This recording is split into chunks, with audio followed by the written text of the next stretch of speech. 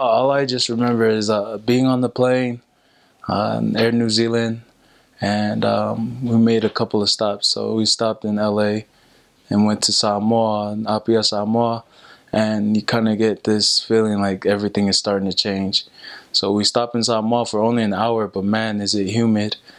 And so I'm scared. I'm like, wow, we're going to live in this heat. Like, it's really hot, and it's like a wall of like just hot mist air that you just walk into. And I've never felt that before, and so it's like walking into a sauna. And so getting back on the plane and going back to Tonga, the day we landed, it was actually raining.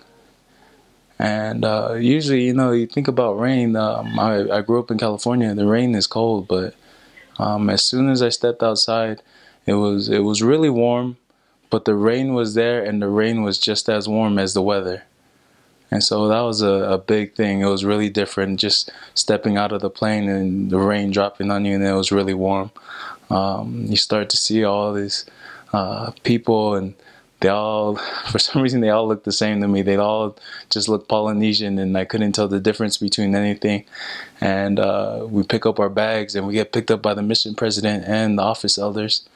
All these white boys start coming up to me and talking to me in Tongan, and I'm like, oh, I wish I could understand what you're saying, because I actually had to learn Tongan. But it's just crazy. I remember going into the van, and as we're driving to the mission home, how green everything was. Although it was raining and it was a bit dark, you could see all the vegetation out there.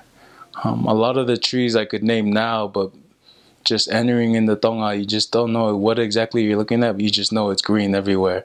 And there's all different kinds of plants.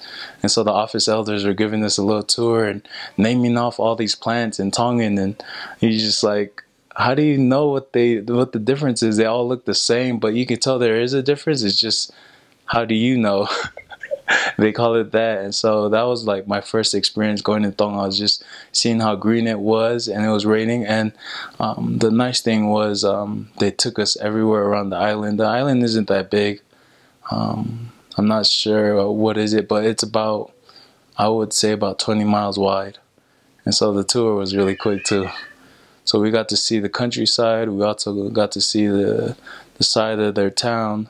But that's what I remember my first day entering the mission was just how different the scenery was being 9 weeks at the MTC, and it was cold, it was snowing, it was February, and then jumping into April in Tonga was humid, and just rain was warm. It was all different.